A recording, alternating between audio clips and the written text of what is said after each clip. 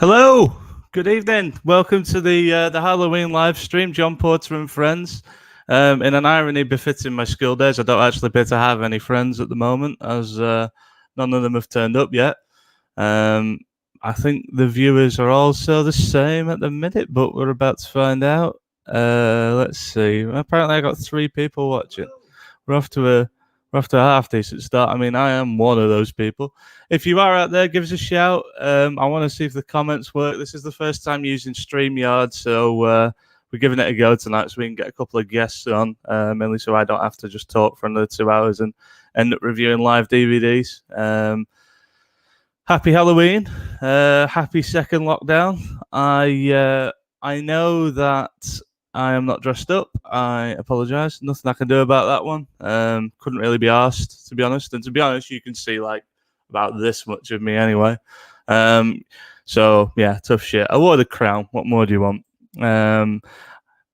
But I'm still getting into the spirit. I have treacle toffee. I have cider. I have Oreos. I also have diabetes. So tonight should be good fun. I've now reached the point as we enter our second lockdown where I'm now moving my chins more than my legs. So no doubt that's going to get better now they fucking shut gyms again. Still waiting on a couple of guys to come in. If you're here, you know who I am. And you know about me. Although there's only 2 of you at the minute, so I'm not I'm not really sure who I'm talking to. But yeah, if someone's out there, just give us a shout. I'm getting messages all the time from the other guys that are supposed to be in. They've not actually joined us yet, which is a little bit annoying.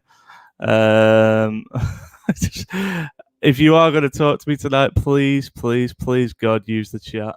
I can't respond to messages on other on other platforms. I have just noticed a comment come through, but I can't actually see it on here. Ah, there we go. Thanks for putting up your bed sheet for the occasion. Yeah, well, you know what? It looks a little bit like I've come through the curtain, so screw it. I didn't actually put it there. I just didn't take it down. So what you should actually be thanking me for is not taking it down. Oh man, what a day it's been, eh? What a day it's been. Just when you think things are getting back to normal, we get cut off quite significantly.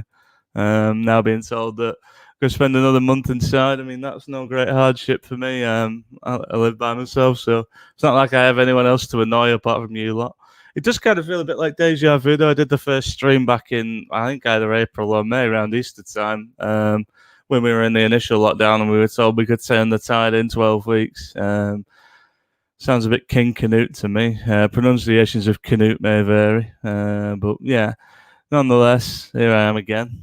Still waiting on my backup, who apparently have decided not to show up this evening, which is testament to. But hey, I mean, what do you want? You know, I mean, I've been on time. At least that's some progress from what the government are doing.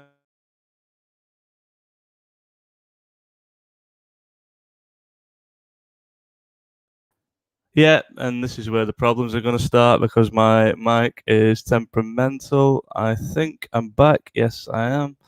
Cool. Yeah, it's gonna be a bit Norman Collier tonight, ladies and gentlemen. I did buy a new cable for the occasion, but unfortunately, I'm kind of stood on the wire. So if I get a little bit too enthusiastic about fucking the Conservatives, then things may go downhill fast. I'm just checking the zillions of messages I appear to have started getting. I'm just looking back at some of the stuff we've talked about recently. It's quite interesting. I have this friend called Patrick. So some of you that are listening will be aware of him. Those of you that aren't, he has this problem. He has a lot of problems with people because he does this thing that people don't like. It's called talking. So basically, the thing he said to me recently, I forget exactly what we were talking about, but the upshot is I said something about being disabled, and he said, "Oh, it's good at 30 years, you're accepting your disability." And my response was, "Well, I suppose the alternative is that I would have been walking around for 30 years going, what, you mean people don't actually walk like this?" But yeah, he's an interesting guy. I don't know if he's out there. Hello, if you are. Apparently, there's 5 people watching. I've had one abusive comment from my best friend and one comment from my mother, which is pretty much a sad indictment of where we are. I'll talk a little bit about what we're going to do tonight. I don't have a plan for these things. I don't like to plan things. I don't like to think about things for very long. We have some guests coming on. We have Mark Grimshaw, who is a fellow comedian from the Blackpool area, as is our other guest, Matt Davenport. Both of them currently can't seem to work IT, and for once I'm not helping them. So yeah, they will turn up at some point. We were supposed to have Neil Elston on tonight. Unfortunately, Neil has contracted COVID-19, which is a bit less than ideal. I don't know whether I should have said COVID-19 on the stream, because I have heard that that YouTube will remove videos that refer to the pandemic. I don't know if that's true or not, but nonetheless, probably shouldn't take the chance. I do find it quite funny that the YouTube are not allowing people to talk about the pandemic on YouTube, almost as if like they don't expect people to know it exists. I'm not quite sure.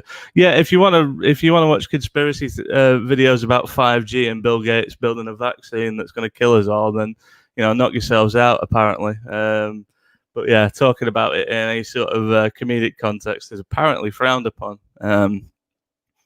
Interesting. People think that Bill Gates is going to deliver a vaccine that causes a problem when can't even deliver. Well, many years ago, he couldn't even deliver an operating system for a PC that worked. But there you are, I suppose. I don't know where the fuck these guys are, man.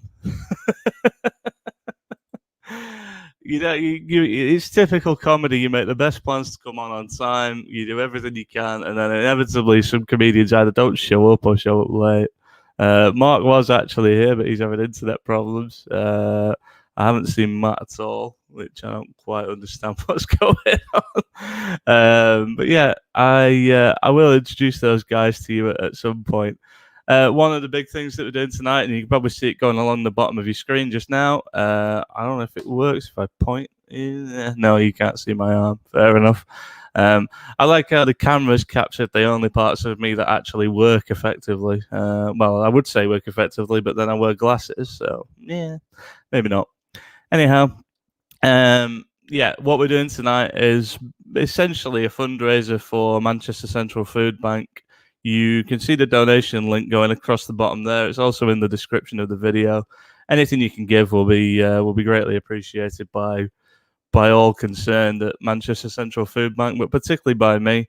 I've started doing it. I decided to do it. It's a bit of a spur of the moment thing, as most of my comedy things are. There's not really much, much thought gone into these things. But yeah, we're all sorted. We're all good to go. So if you do like the stream and you do enjoy yourself and we have a good time, feel free to leave a donation. I'm just gonna, if he comes back on camera, I'm just gonna introduce the first guest of the evening. Hoping all goes well. He's put his headphones on. He's got his Raiders cap on. Bear with me 2 seconds. There he is. Good evening, Matt. How are you doing? I'll do, mate. 1 second. I'm just going to change some bits. Apologies. Yeah, it's fine. No worries. Yeah, this is Matt Davenport, a good comedian friend of mine. He's such a good comedian who supports the Oakland Raiders. It's good to see you. Good to see you. You look a bit like you look like you're being held in captivity a little bit there, mate. Maybe I am. So, how's things with you? Yeah, really good, mate. Really good. I'm just trying to. Can you hear me? Okay. I can hear you fine.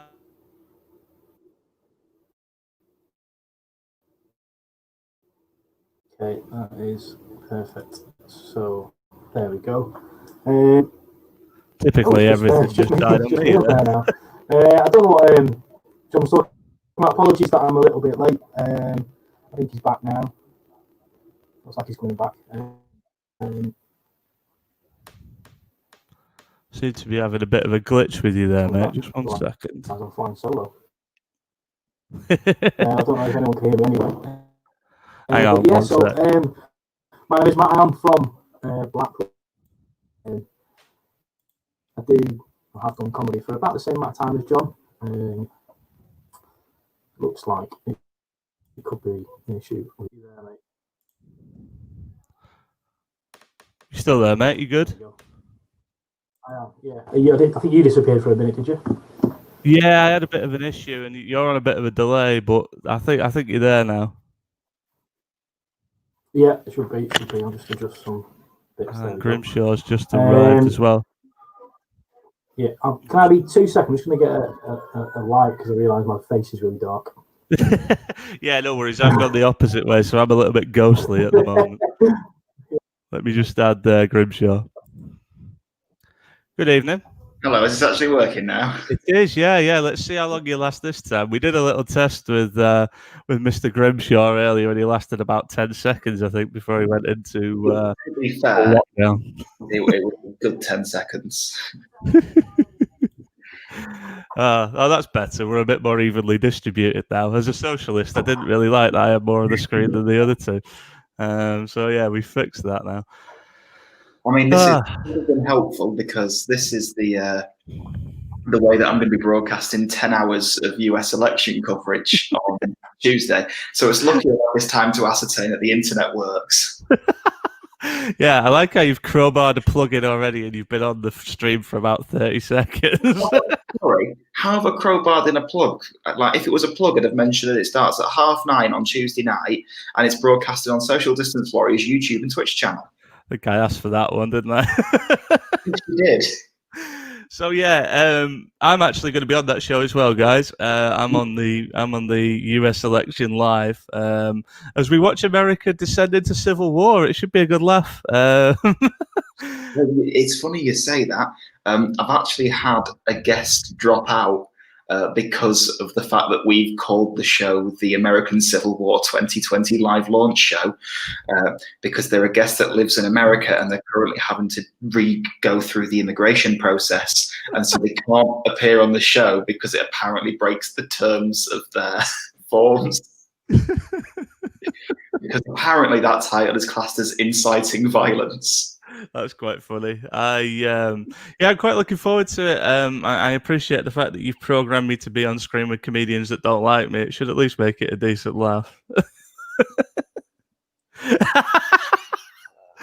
Okay, that's the first meme of the evening. Confused Grimshaw. Quite clear that that's not a booking policy. No, that's Neil Elston's booking policy. If he was here, I'd mention it to him.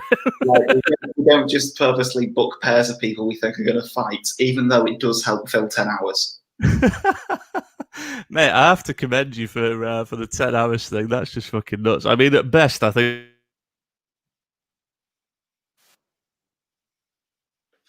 Oh no! Right, has John's sound gone, or has my internet dropped out again? I can't hear John. No, my sound for the second time this evening. The thing is, I can lean forward and resolve that problem, but if I lean forward, I look like I'm coming through people's screens into their homes. I don't really want to scare people like that, even though it is Halloween. So yeah, this is the ring remake everyone's been waiting for. The slowest pursuit in horror history possible. So just imagine seeing that, just like you're watching the video from the ring and then suddenly a crutch just starts poking through the screen. Oh, fucking hell. Well, there you go. If you watch this video in 7 days, you lose your personal independence payment. This has got off to a start. Well, at least we're doing some. There's not many people watching right now, so I guess we can say what the fuck we like. But to be fair, it's my stream. We can say what the fuck we like anyway. So yeah, I was just saying actually before you guys arrive, we aren't. I don't think we can talk about that thing that's killing a bunch of people right now because YouTube doesn't like that. I'm not quite sure why, but yeah, apparently if you talk about COVID on YouTube. What's that, sorry? Do you mean we can't talk about American police officers? I mean, if we can't, we are going to struggle to fill a 10-hour election show.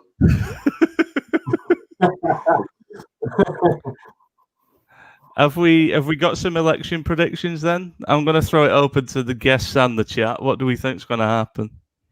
I feel like I probably shouldn't answer that for the simple fact that I've got 10 hours to fill with this shit on Tuesday. If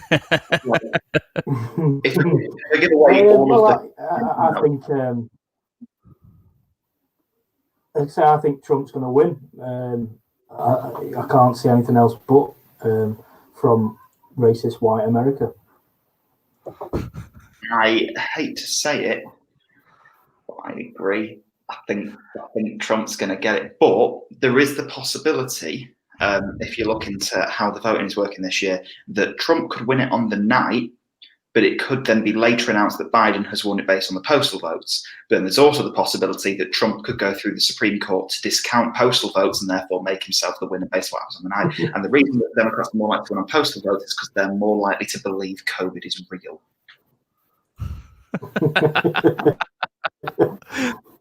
Shit. Well, as reasons go, that seems like a good one. Like, there's not really much call. Oh, do you want to go on queue to go in a school and put a tick in a box? Not really at the minute, no. If I'm honest with you, there's a bit of a pandemic on. Yeah, I mean, I didn't particularly like doing it when there wasn't a pandemic on, but to be fair, it's not too bad in Britain because you literally just walk in, do it, you're out. You can do it in a minute. But if you look at America, there's people that literally queue for 12 hours to be able to vote. Yeah, it's mental, really, isn't it? It's the exact opposite of democracy because it's a system that is designed to suppress voters. Because you'll notice the busiest polling stations are those in poorer areas and in predominantly black neighbourhoods. And the reason they do that is suppression. They make sure there's less voting stations in those areas so that it takes longer to be able to vote in those areas in the hope that will put people off voting. That does often seem to be the way, doesn't it? It's a strange thought, isn't it? It's a strange thought, but this is supposedly the freest country in the world. By the way, I don't know when this turned from a comedy stream to a political debate, but I'm all right with it. I can handle both sides of that scenario. I'm getting ready for the 10 hours that are happening on Tuesday. Yeah, I mean, we need to talk about what you're expecting from me in that scenario. I might just wear this again, to be honest. But yeah, I need to know what are you a democratically elected ruler, or is this a dictatorship? I mean, I could say either. The only place I rule is my own house, so I guess democratically, I had a word with myself and voted myself leader. I mean, after 6 months of lockdown, you are losing it a little bit. It would have been awkward if you'd lost that vote. Like in Fallout when the Republic of Dave loses to his mate or whatever it is. I can't remember. Even you looked at yourself and went, actually, I'll abstain. I'm not Keir Starmer. Like, let's just fucking calm down a bit. Fucking Keir abstain Starmer. Jesus fucking Christ. I said, and I'll do it again because you guys are here now. We're doing obviously tonight is ideally is a donation live stream. A lot of this is improv, right? But the difference between us and normal improv is that we're not going to ask for money from you at the end of the performance, and we don't expect you to sit in a reconstituted art venue in the middle of Edinburgh in August. What we're doing tonight is a live stream, and what we're asking for is donations to Central Manchester Foodbank. You can see the link going across the bottom of your screen there. It's also in the description of the YouTube video. Please give as much or as little as you can. Any little helps. I think we all need it right now, and I certainly think these areas do. What with our government being, I'm not allowed to call them what I actually think they are, so I'll just say that they're white men with issues around feeding children.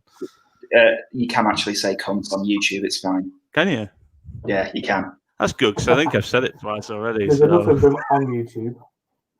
Oh yeah, you absolutely. You can put beheading videos on YouTube. Of course, you can say cunt. That sounds like you've got personal experience, which is a little bit worrying. All I'm saying is election night. Oh Jesus Christ! It's gonna be an interesting one, that I have to say. So, how are we feeling about second lockdown? It is what it is for me.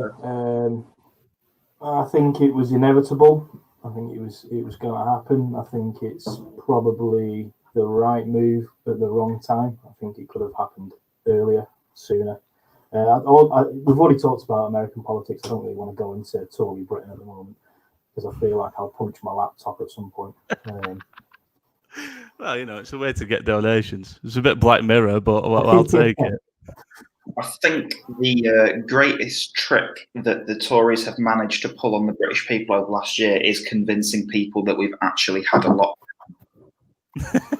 Well, yeah, it did occur to me after I asked the question that it was a silly question to ask you because you've not actually been locked down at all, have you? No, I've been working throughout the entire thing, as have, I'd say, anyone that doesn't work in a shop or a pub. It's been a very kind of limited lockdown. Like with this one, for example, schools are staying open, which is the place that has been proven to be behind a lot of the transmission in the second wave. Like, you can't say, oh, we're following the science, and then when the science says, but it's the schools, go, no. Well, yeah. Well, I don't know. Science is one of them things you can make it say whatever you want. Just get someone to agree with you. We keep being told that we've had a lockdown in this country. Like, other countries couldn't leave the fucking house. We just have it so we have to buy a pie if we want a drink. Yeah, I mean, to be honest, I'm okay with a lockdown as long as Joe Wicks doesn't make a fucking comeback. That's the only thing I'm concerned with at the moment. Oh, well, have I got some bad news for you? Do not watch Children in Need. Speaking of Children in Need, if you'd like to donate no. He's doing a 24-hour exercise-a-thon for it. Fucking hell, that sounds ambitious. Do you know what else sounds ambitious? 10-hour election. No, I'm going to stop plugging that. This can't just be a stream where we just randomly plug things that we're involved in. I mean, what? You're in charge. You make the rules. Well, yeah, actually, it's quite. I mean, you wouldn't ever catch me. You wouldn't catch me plugging a NFL-related podcast like released every Wednesday at 12 o'clock on YouTube, on Spotify, on Apple Podcasts, on Amazon Music, all that sort of stuff. Called Third and Short. Check us out on Facebook. I think it's Third and Short Podcast. I think it's at Third Short Pod, something like that. But yeah, you wouldn't catch me doing that. I'm not that kind of guy. And that is the reason we respect you, Matt. It's because you absolutely wouldn't do something like that. I've been looking at t-shirts and hats and stuff to buy with my podcast logo on, and if I had one, I would probably have it on MB. Sorry, you were interrupted by my timer there, which is telling me that my tea's ready. I thought that's enough. We're done. Production values here are first class, ladies and gents. So I'm going to go and dish that up. Okay. To yourselves. I'm not gonna... Speaking of dishing food to hungry people, if you'd like to do... Sorry, you think I'm serving... Excellently done. Did you say 100 people? Because I'm not... No, I said hungry people. I know my accent's a bit weird, but come on, work with me. Oh, it couldn't, to be fair, it could have been an internet breakup, but it did sound like you said 100 people, and I was like, I've just got a ready meal. I don't know what you think I'm going to achieve with that. I believe that. How big is your microwave? That's what I want to know. You get a potato wedge, you get a little bit of chicken there, you just get sauce. Sorry. Oh god, that's like opening at a gig for Neil Elston, is that, isn't it? Right, I will be back in a few minutes. Yeah, no, that's fine. I can remove you from the stream for now. There you go, I just did it. Subtle, mate, subtle. Well, fucking hell, let's do it properly. Oh man, it's good to see you, Matt. I haven't seen you in quite a long time. Yeah, I feel like I've not seen you for ages, mate. Went through a phase of seeing each other regularly on the circuit and places where we do comedy and things. But having not done comedy for outside of Small and Shouty, having not done comedy outside of that for a long time, I feel like I've not seen you in forever. Yeah, well, me and you came up at the same time, didn't we, as well? Like, I think we pretty much started gigging around the same sort of time frame. Yeah, definitely. I think it was something like my second or third gig and your second or third gig at Preston Frog. It was the same time. It's crazy to think about that now. It's been probably 7 years now, which is weird. I think it was November 2012. I'm pretty, or December, November or December 2012. So December sounds right, actually. So yeah, it's even longer, isn't it?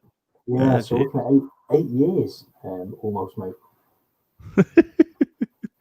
What's your favourite joke that you do? Because I've seen you a few times, and you do some pretty much every time I see you, but I don't know which one's actually your favourite. I always open up with the 999 what's your emergency joke. Only because it sort of sets the scene that I'm from Blackpool and people have an opinion of Blackpool anyway. But it's also a great room tester because if they don't like that, then they are not going to like the rest of my set. So I'll always try and sort of shoehorn a new joke in there at some point. I've been so lazy in terms of writing during lockdown that I've wrote one joke. So that's in 7 months, I think. March.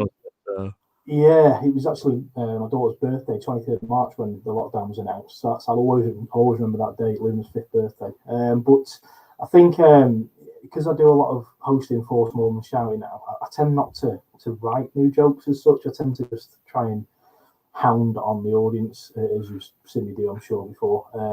It tends to be what I'm better at than putting my mind to something and actually trying to write something that's funny. I kind of want you to burn that joke on here now, but I realise it. Yeah. Yeah, I'm not going to. I'm the only one that's been telling fucking jokes here. Do you realise how difficult that is with no reaction? It's like doing a gig in anywhere for me, really. But yeah, I've not really finished writing the joke. I've just wrote the idea. Hang on, that was quick. Yeah, he's back. Yeah, he's back from feeding the 5,000. I'm letting it cool down. Spit up. Oh, Jesus Christ. This looks like a mugs gallery now with the fucking three-way split. That's slightly worrying. I don't get it. This looks like a redacted comedy club lineup. What, you mean a whiter shade of pale? I mean, it looks like you're really tall, Mark, compared to... It does, actually, yeah. Yeah, it's freaking me out. Let's go back to that. I mean, in future, when I disappear, I can just do that. No, I don't want you to. I don't want you to go anywhere. You're a big part. You're the heart and soul of this, mainly because I have no soul and no heart. You say that, but I don't know how long this stream is planned to last. I don't need to let it cool down. You were going to say shit then, weren't you? You were going to say shit then. No, I was just pointing out that I do not need to leave my food to cool for that long. I will be going again in 3 minutes. Oh, well, I think we're going to last longer than 3 minutes. It is a little bit dead, though. I must admit the support I was anticipating hasn't quite turned up, unfortunately. Oh, I have just stuck it on my Facebook, so we might get an extra one. Yeah, I'm just hoping that, I don't know, it's kind of annoying because loads of people have kind of responded to it and a few people have donated, which is nice. And then, I don't know, I mean, I get everybody's kind of had other things to think about today. It's been one of those sort of days, hasn't it? But I was going to say, you've really picked your fucking time in for this. Well, the problem with doing stuff like this, though, is that you announce ahead of time, oh yeah, I'm going to live stream this, and then something happens. There's no way I could have. Well, I sound like Boris Johnson now, but there's no way I could have predicted what was going to happen. The only way you could have predicted this was with a crystal ball, wasn't it? As we know from Nadine Dorries. Apparently, yeah. Fucking Nadine Dorries there, yeah. Fucking great scouser. Not. I that's the problem, innit? You start writing with some ideas in mind. I got a lot of stuff written down, but most of it's just been set on fire now because, well, the whole thing's changed. It's just mental. But there we are. No, I've not written anything. I've not even thought about comedy for 8 months. But you're what I don't get about you, Mark, you've retired from comedy and yet you've produced more content since you retired than you did while you were gigging. Explain this to me. I don't understand. Well, here's the key phrasing for that. I retired from stand-up. Didn't everyone? I mean, to be fair, I did decide it pre-pandemic, and then everyone else copied me. Oh, so you were a hipster retirer. Okay, I'm on board now. And then everyone else just jumped on board the Grimshaw hype train. Obviously, the train was delayed by 2 months after my announcement, but still. You keep yourself busy though, don't you, with your little Twitter spats and things like that? You say keep yourself busy. I've still got about 10 hours of content that I've not uploaded. So if anything, I'm really That's not coming on Tuesday night, is it? No, that's not including that. Well, if anything, I'm fucking buzzing for second lockdown because it gives me a chance to get that content out and have viewers. Oh, so it's your fault then? Oh yeah, I'm actually part of stage, and I just come on, bozzer, give us some views here. I'm not being funny, but they keep announcing things on Twitter, and it does seem like something you would do. I mean, I will say that an hour before Boris showed his face tonight, I tweeted him asking if he can keep shops open for click and collect because I've got my PS5. I saw that, yeah. It wasn't the announcement that click and collect is allowed, so you're welcome, guys. I think Boris did name drop you in the announcement, actually. Everyone thinks it's Cummins that's pulling the strings, but no. It's Grimmy instead. Not to be confused with Radio 1's Grimmy, may I just add there. Oh, absolutely not to be confused with him. Have you ever been mistaken for him? I have a lot of people asking if we're related. I'm always glad to say. Only two people in the UK with that surname.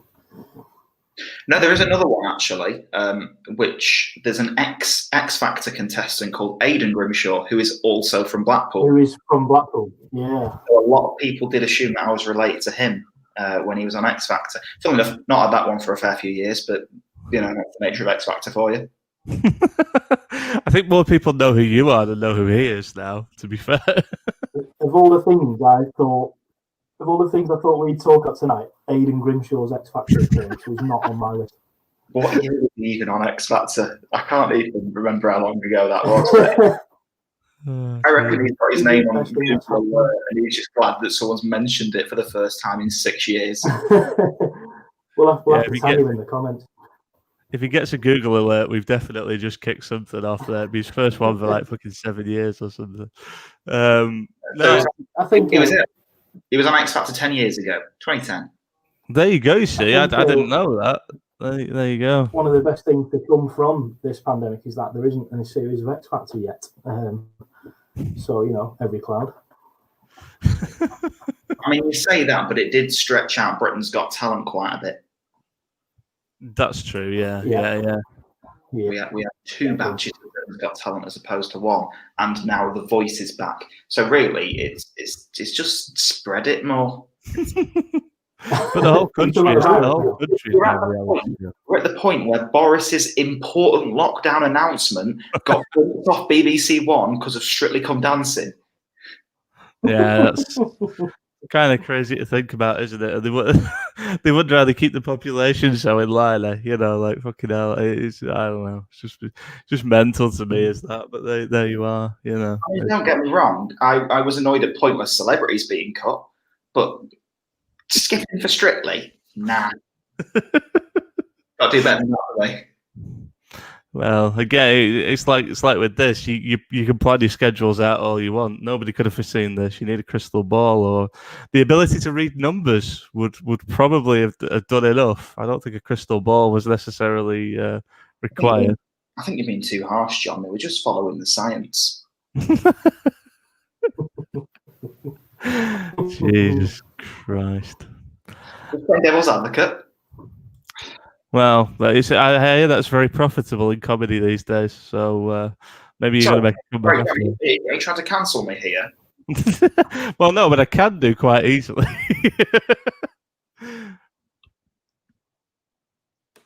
He's just cancelled himself. Quite like that. He's muted himself. I didn't do that. I'm being silenced by the elite here. Mate, nobody in the world is calling me elite. Oh Oh dear, fucking hell! It's What was it he called? Was it high functioning? yes, high functioning. Yeah, that was. It's kind of weird that because yeah, I don't really know how to feel about that these days because there are people that actually are like high functioning with certain disabilities, aren't there? And like, but I wouldn't say mine falls into that category. The guy was apparently a doctor as well. I assume he's now advising the government. Right, I feel like I've let More than likely. Well, I don't know. That you used to meet some right weirdos at the Frog, though, didn't you? Like, think about some of the people that were on some of the lineups. Like, it was a complete madhouse. It was a great place to start. But... Let me think of who I can talk about without giving their name away. That we have both met in bucket situations, shall we say? I think there's one comedian that I met there. I don't know if you may have met there, but Chris Washington. Yeah, Chris. Yeah. I say worked with him. I worked in the Frog and Bucket with him way back in the day, and Chris has gone to some really good things. He's on the way to killing it. If you've never seen Chris Washington, check him out. He's got a live at the BBC that you can get on iPlayer. Got some little clips that he's done with some other friends of ours on BBC Shorts or something like that, I think it's called on Facebook. But yeah, Chris Washington is right up there at the minute. It's crazy, isn't it? It was like one extreme to the other, I always thought. You saw people like that and then people that were basically just giving it a go, and you probably never saw like 50% of them again.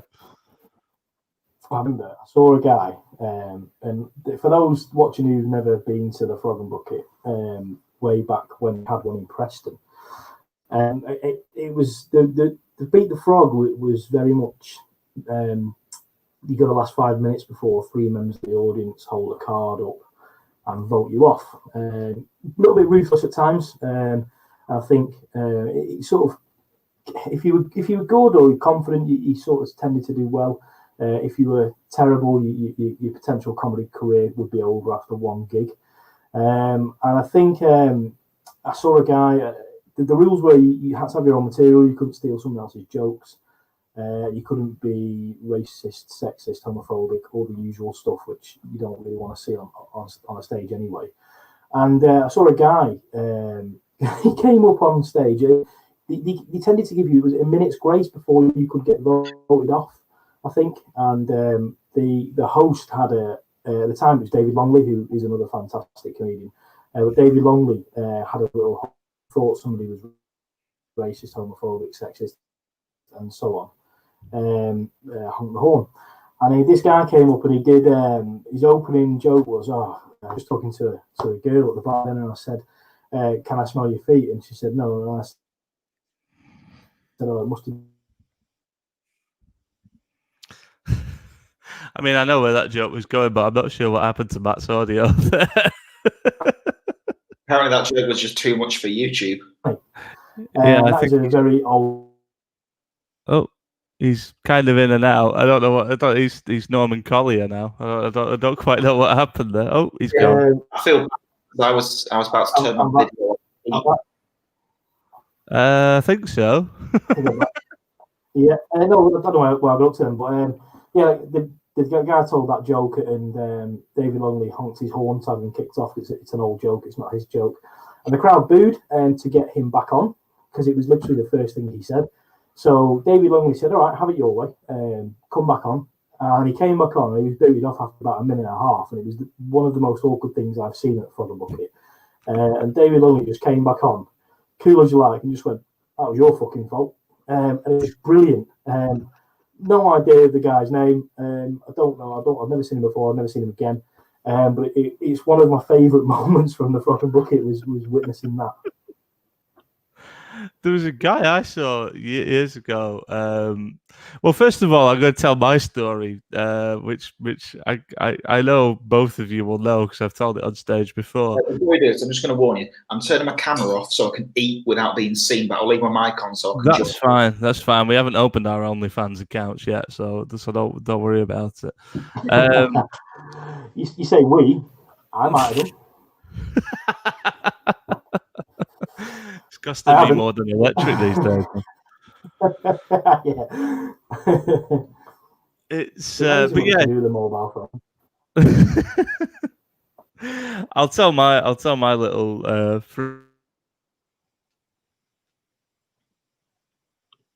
Thought you'd get on new mic, John. This is fucking awful. mic's fine. It's the cable that's the problem, or it's me. I'm not too sure, but yeah. Just stay perfectly still.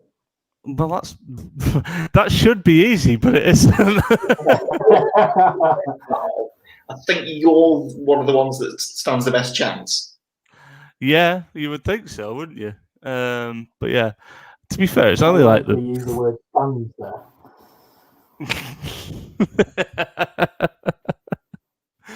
You can always tell when people are a bit awkward about the words that they're using. But it's like I said before, I have to lean forward to do that, and that just looks terrifying to me on my screen. I don't really. Yeah. In fact, no, it doesn't look that bad. I can see myself. It's a bit like when you used to see yourself outside the old like fucking like Currys and Dixons and that, and you get caught on the cameras as you went past. It's quite disconcerting. Yeah, always check yourself out. Yeah, I'm just about old enough to remember that. Like, I must have been like the last generation to actually have that. Yeah, I'm plenty old enough. I've got years in the bank, mate. Well, I turned 30 this year. That's where this crown's from. It was my 30th party. It's actually, I think it's the only remnant. Oh, no, it's not. I've got a few other bits in the flat from my 30th. Very nice moment, but it's kind of weird how so many people want to celebrate the fact that your youth disappeared. I never quite got that, but it was nice all the same. It's probably to be spending my Saturday evening with you ancient cunts. Is he just going to like drive by insult us for the rest of the show? Is that his plan? He's just going to stay off. Yeah, there he is. Obviously, I'm mid-30s, so I don't really know how this technology works. Yeah, well, I think I'm caught between. I'm a little bit caught between generations. I think because like most technology's kind of exploded in my lifetime, but there was also kind of like the infancy of it when I was growing up. So like, it's good for my job because I work in IT. But like, yeah, it's by far the worst thing about my job now.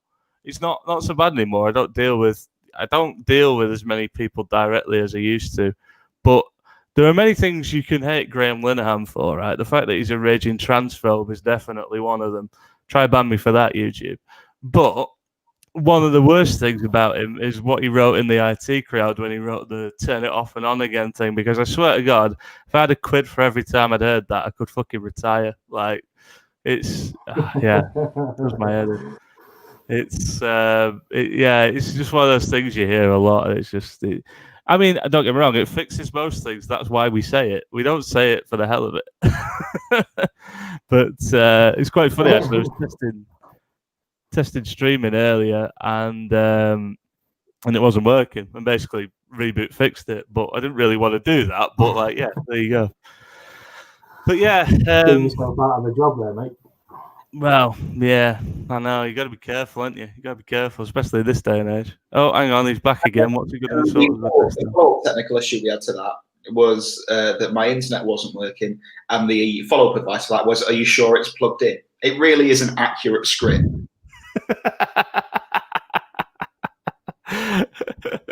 It was quite funny. You appeared for like 3 seconds and then disappeared. It was like you'd been taken away or cancelled or something. But yeah, there's a joke in there somewhere. Well, it's funny. Grimshaw is actually responsible for one of the weirdest things that happened to me during lockdown. So when we both saw, again, trying not to mention names here, we both saw something on Facebook that we didn't like from someone that we don't like. I think I may have pointed it out because my role in people's lives is to instigate, right? I'm never the one that actually like is in the middle of the fight. I'm the one who starts it. So I mentioned it to our good friend Grimmy, and he posted about it. I think it was on Facebook. Yeah, it was on Facebook. And I was like, well, bold move, bold strategy, Cotton, the usual. And and then happily went about my day thinking, fuck it, I'm going to go outside today. I'm going to meet a couple of not a couple of my friends. That would be breaking lockdown restrictions. I met one of my friends. Wait for the stream to end with the police coming for you.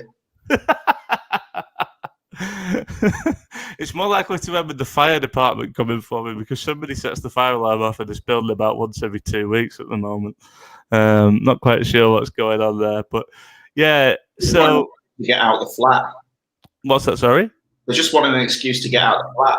Let's set the fire alarm off. We can all leave. Oh man, so yeah, Grimmy posts this up. I go out to meet my friends. I make one comment on it. By the time I've come back, I've had my phone in my pocket the entire time. But when I finally came back, I was like something like 37 notifications, and Grimshaw was, as usual, on the bonfire of stand-up comedy.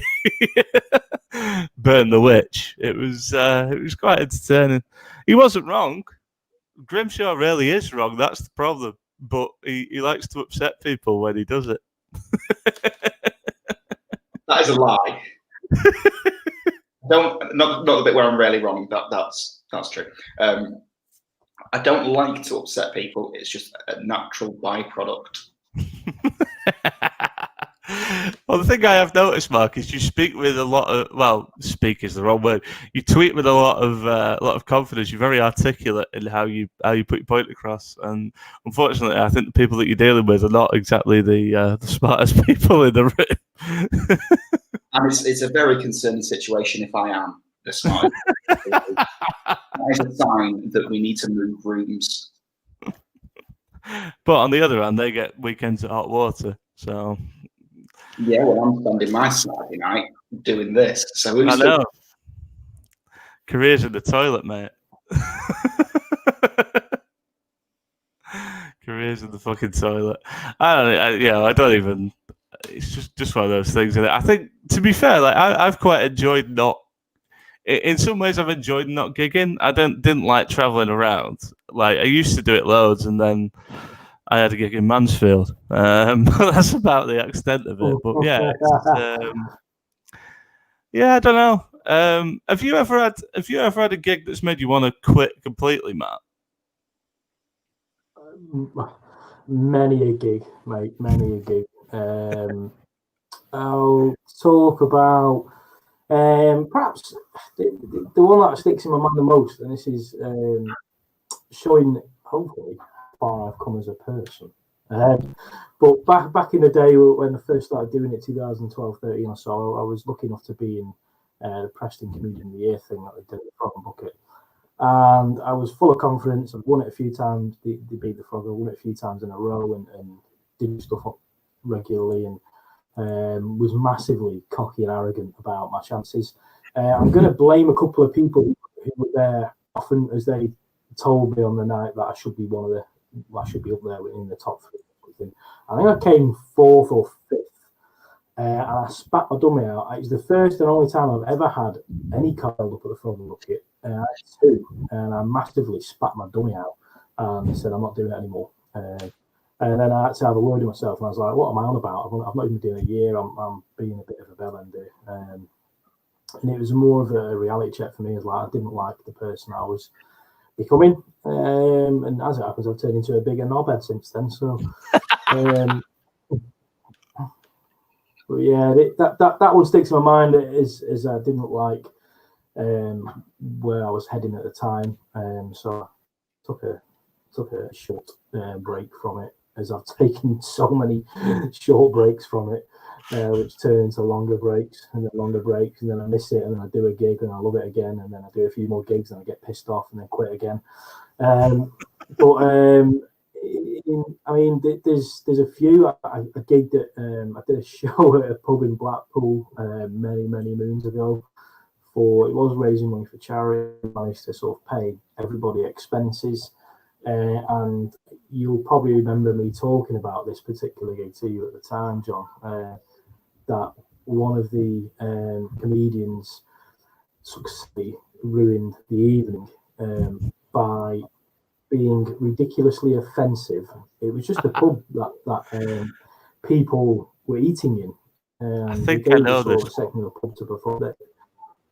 Yeah, the venue had the microphone hooked up to all the speakers in the place, so people were eating a dinner and listening, which is fine if you're doing your sort of nice comedy and things like that. Which I was hosting, so I wasn't any of my material, so I was all right with that.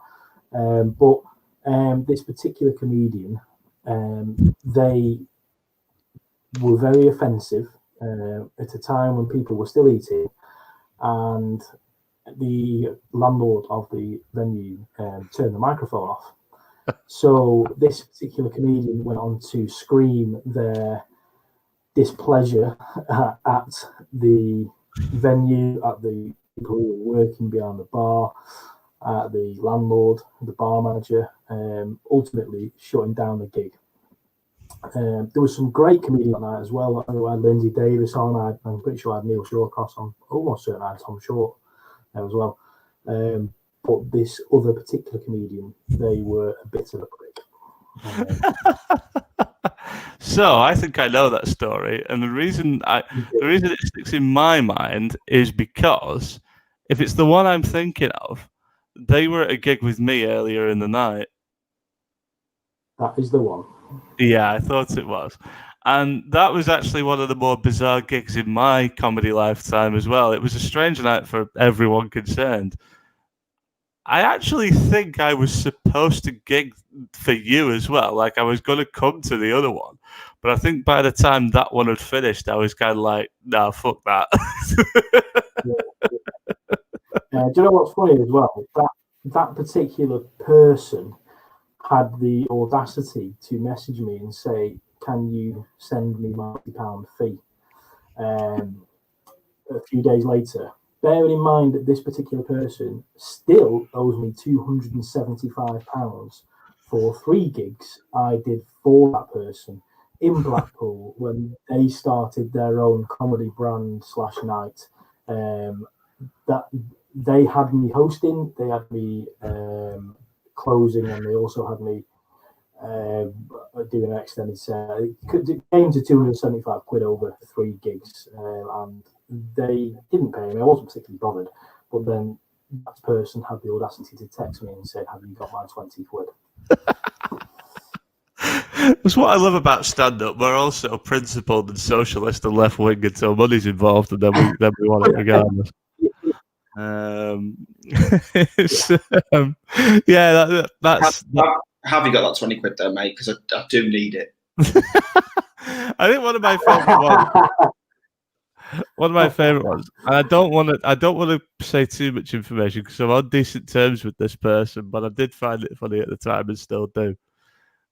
There was a promoter in the north, shall we say, because that's nice and general, who withdrew a booking to a woman because he. Oh, there we go. I've gendered them, but it doesn't really matter because most comedy promoters are blokes anyway.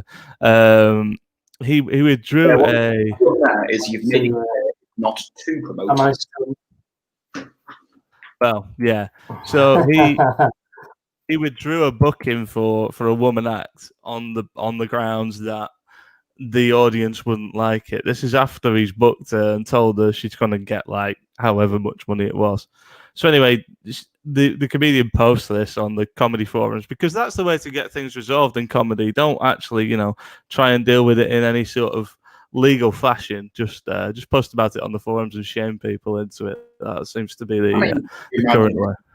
Could you imagine if comedians went through legal proceedings? That would be all that would ever see the fucking courts. Does the jury find the defendant guilty or not guilty by way of a cheer? I was going to say, they probably will get laughed out of court. Some of them would be the biggest laugh they've ever got. I would love it though if you just in court. So, all right, mate, what do you do for a living? I'm actually the judge on this case. Yeah. Oh man, you guys both MC'd quite regularly. I think you both have, haven't you? Both hosted nights reasonably regularly. I don't do that because it involves a lot of getting on and off stage, which is something I'm not very good at, as you may have seen in the past. We haven't seen you just sat in a chair, John. Fuck off. Me and you were at a farm in the middle of nowhere in Bolton with the stage about fucking 10 feet off the ground. I would have needed a fucking helicopter to drop me onto that stage. Yeah, we did have to get you a couple of hay bales. That was probably the most ridiculous gig I've ever done. It's up against some good competition, but it's certainly one of them. Oh, that was fun, wasn't it? It was actually quite fun. My set got interrupted by someone starting a fucking bonfire outside the barn. Yeah, I believe the chant heard was burnt. I don't want to kind of diss my own set here, but people were more enchanted by fucking burning than they were by my jokes. So I ended up having to move the gig next to the bonfire because I couldn't compete with flames. Yeah, I remember that. It was good fun. It was good fun. Has MCing ever blown up in either of you two's faces? Like, have you asked the wrong person the wrong question? I would imagine the answer for both of you is yes, but as I don't do it very often, I'm quite intrigued to see what your stories are. Go first, Matt, because I'm sure you must have one. I had a gig where it ended with half of the audience getting kicked out because there were about 30 from the same group. And they were talking all the way through the first section of the show. And so I just said, look, if the show's going to happen, you need to shut the fuck up. And they were all from the same place, so I can't remember where it was, but I slagged off where they were from, as you do. And they took it to heart. Like they thought I had a genuine vendetta against Hereford or wherever it was. And it was Huddersfield, actually. It was Huddersfield. I said Huddersfield was a shit. Honest, I actually don't mind Huddersfield. What I'm going to say that to the face, but and then so there were a few of them that kept heckling throughout the first section. So I went up to one of them, said, "All right, mate, what do you do?" He said, "I'm a builder." I went, "Well, you're not very good at building relationships, are you?" And not a fan of that joke. They kept talking all the way through, and then they had to be forcibly removed by security and moved into a different part of the venue. Then apparently they were hanging around outside the venue after the show had finished, and I had to be escorted out the back.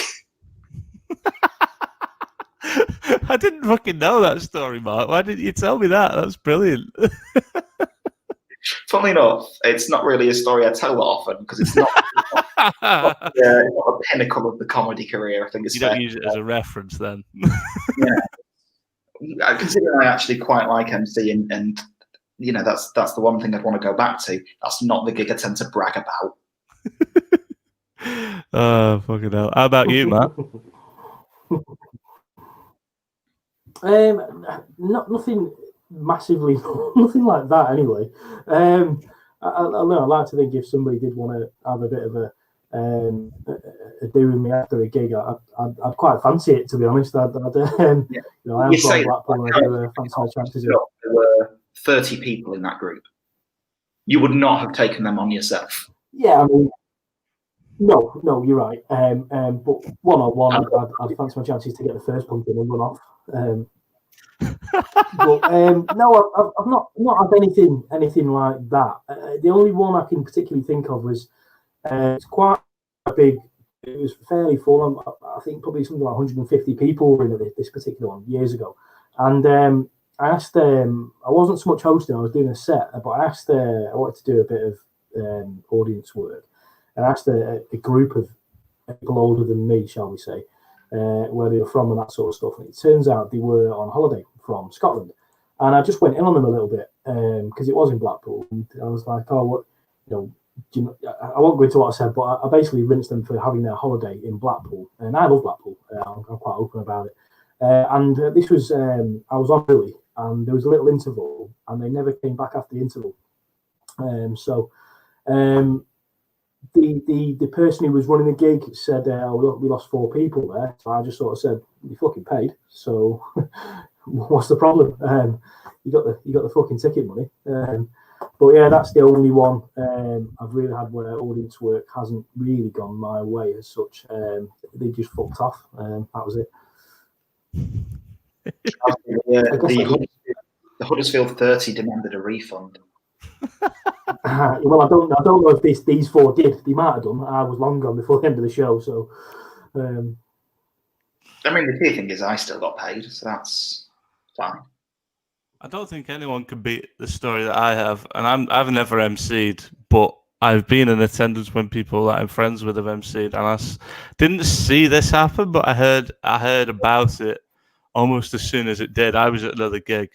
My friend got ejected from his own gig that he was MCing because he turned the audience on him so far that it was unrecoverable. And yes, he was removed from his own gig in one of the intervals, which I think must be, on balance, must be the worst thing that could happen to you as a comedian, surely. Yeah, probably. So yeah, I always found that one. Who was that? Don't We'll do that one in the private chat. I've never heard of a gig that's been ended by mutiny. That's an impressive feat. Yeah, I don't quite know how he got himself. Well, I know him personally. He's a very good friend of mine, actually. But I can't really fathom how he got himself so far in that situation. I'm kind of hoping he's watching. He did say he was gonna. I think if he is, he'll have just heard me tell that story and I'll know it was him. I think the best bit about it was he did an apology video 2 or 3 days later, I think. I'm trying to remember. The time scale isn't good, right? I drink a lot, but I'm fairly sure this is accurate. So right. This is how you can tell it was a few years ago, is that they did an apology video. If this was in the last couple of years, it would have been an apology typed out on the Notes app and then screenshot and put on Twitter.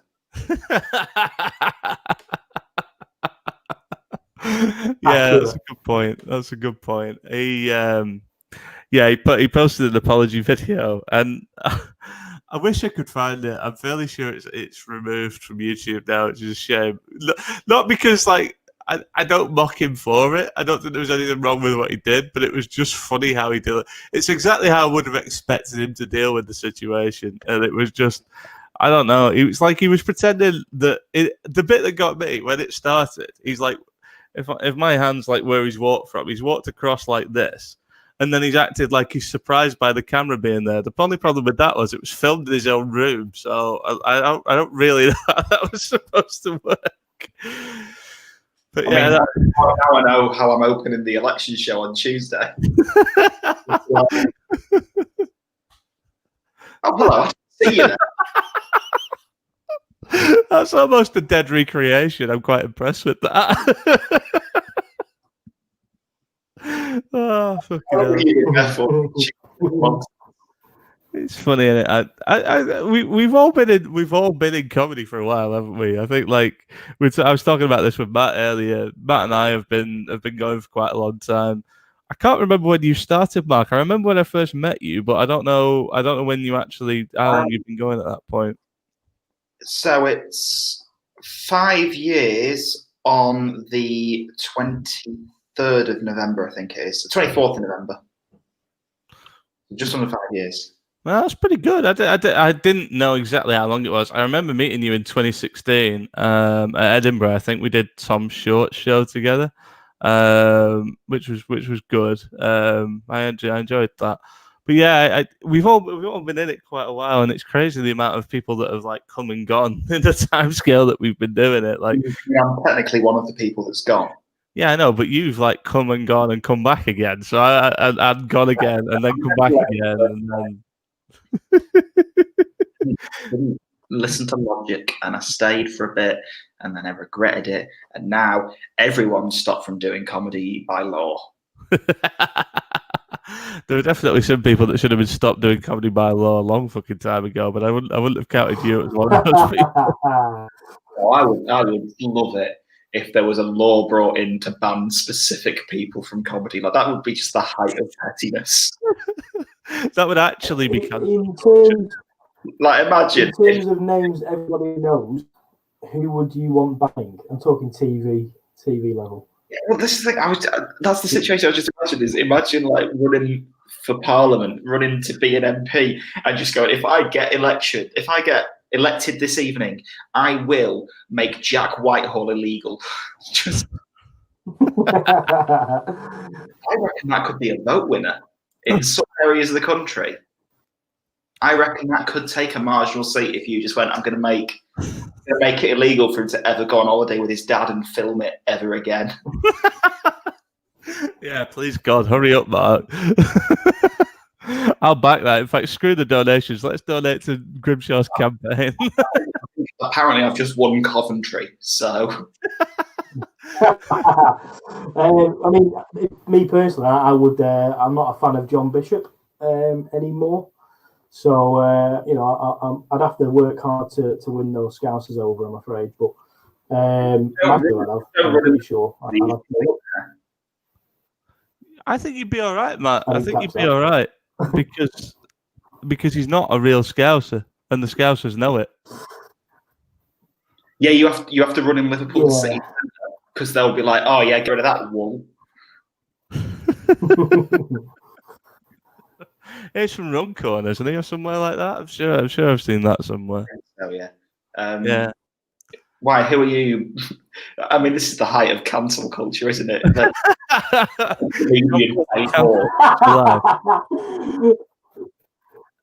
Who? Like, you had the option there to like ban Jim Davidson or Roy Chubby Brown, and you went, no, actually, I'm going to make John Bishop illegal.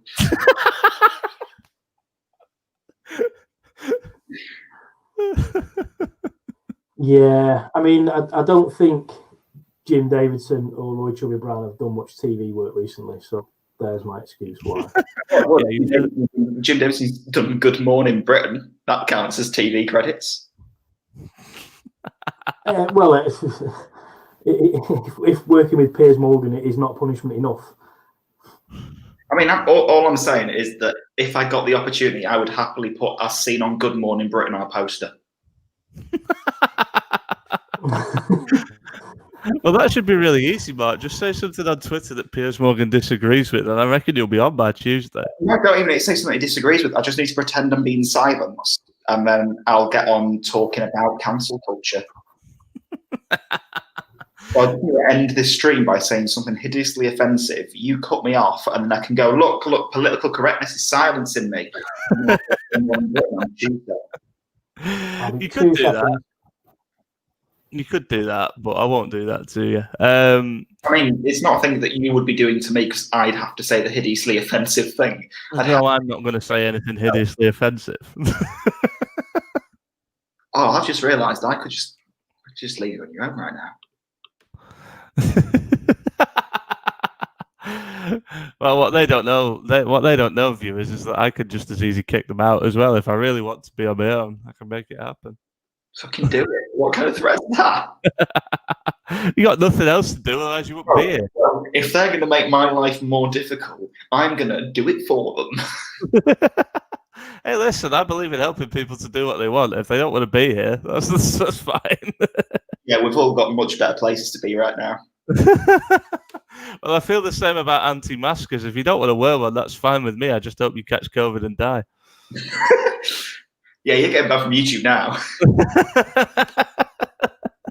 No, but well, I'll tell you what fucking pisses me off, right? Oh, God, I've turned into Peter Griffin now.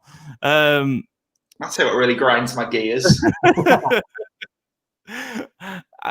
Just these fucking celebrities. Well, celebrities is a bit of a loose term, right? Because the main one that pissed me off recently was Ian Brown, right? I used to love the Stone Roses. I probably still do like the music, although it is getting increasingly hard to listen to. It's a bit like the Smiths, thanks to everybody's favourite cuddly racist Morrissey. But but I don't get it. Like, there is all I can say is there's far too much marijuana being produced in the UK, because clearly Ian Brown has smoked 90% of it. The shit he's been coming out with about the anti-mask stuff, it's just it's comments from another world, and he was last relevant in 1994, so I kind of just wish he'd piss off. I've told you my favourite anti-mask story, I think, but a couple of months ago I was in Manchester, sat in a Cafe Nero, and some guy came in without a mask on, and the member of staff just went up to them and said, "Sorry, if you're gonna be in the store, you've got to put a mask on." And he went, no, I'm not putting a mask on because they're bad for you and they stop your breathing and they can damage your lungs. And then he walked out and immediately lit a cigarette. You've not put thought into this, have you, mate? It's not the mask that's damaging your fucking lungs. So that was in Manchester, right? Yeah, that was in Manchester. Yeah, that sounds about right for Manchester, to be honest. I live here. I love this place, but fucking hell, there's some serious pockets of humanity out there. I mean, I admit I probably shouldn't have been in Manchester at the time because as I was walking around, I just saw signs saying this is a high-risk area. Were you in Piccadilly Gardens? Yeah. I think that sign's just there all the time. Oh, that wouldn't surprise me because I've been in. So when I used to live in Manchester, obviously I went through town quite regularly, went through Piccadilly Gardens quite regularly. In the space of 2 weeks, I got approached by the same scam artist 3 times. And it got to the point where the third time, when he tried it with me, I just went, "You've already done this, mate. Just move on." And he was like, "Oh, sorry." What was the scam? Something about someone had nicked his phone, so he needed to borrow a phone to call. Yeah, that one. It was in Burger King, and they refused to give him the CCTV. And he's like, "Well, just ask Burger King for the phone."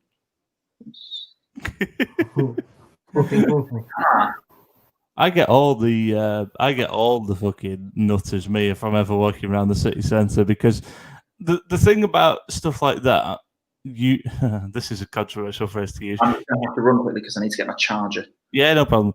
The thing about stuff like that, you get herd immunity from these things.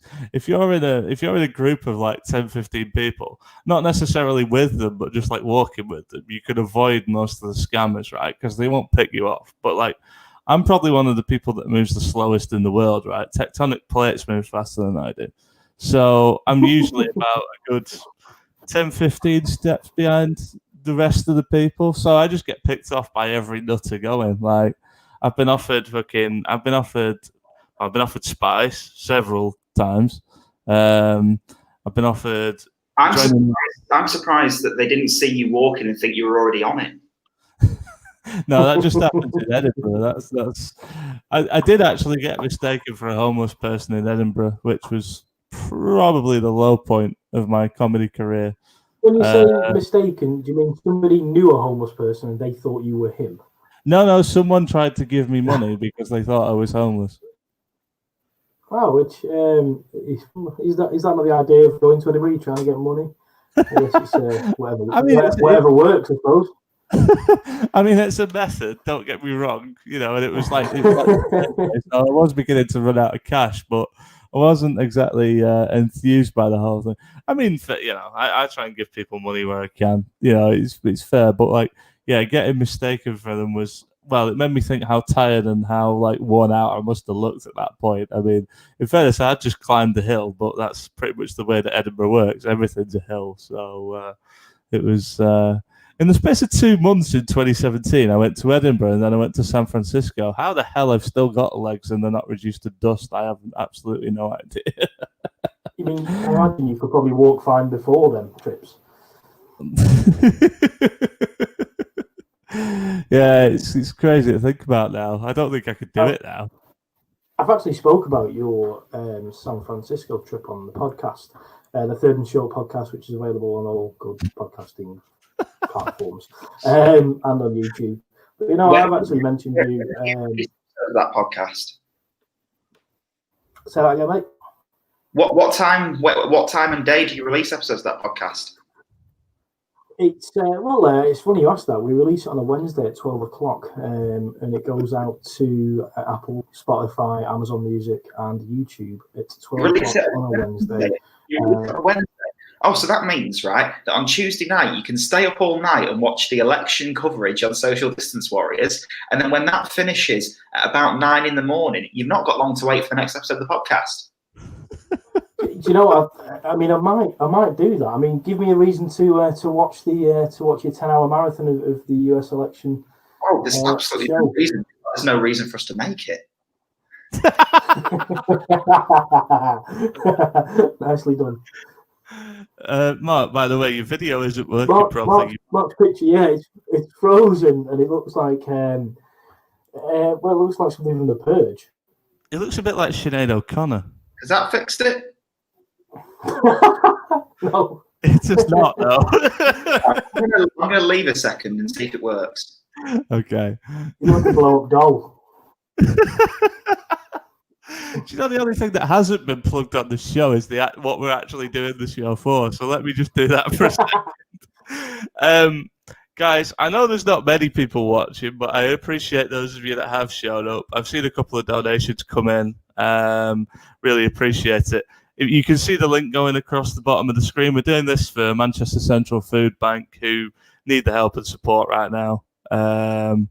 And if you could donate anything to them, it would be greatly appreciated. Cheers, Matt. As well as on the bottom of the screen, it's also in the video description. So please give as much or as little as you can. It would be greatly appreciated. We're actually doing quite well. I've been pleased with what we've got in so far, given that I'm basically a nobody doing a stream. So I'm quite happy with how it's going. But if there's anything you can give, please do. And now I'm going to have Mark back in to ruin the ambience. Am I moving now? You are back, yes. Hello. Yeah, my StreamYard did freeze when I plugged my charger in, so that does explain what the fuck happened there. I mean, great news for the election special. We've got all the technical problems happening.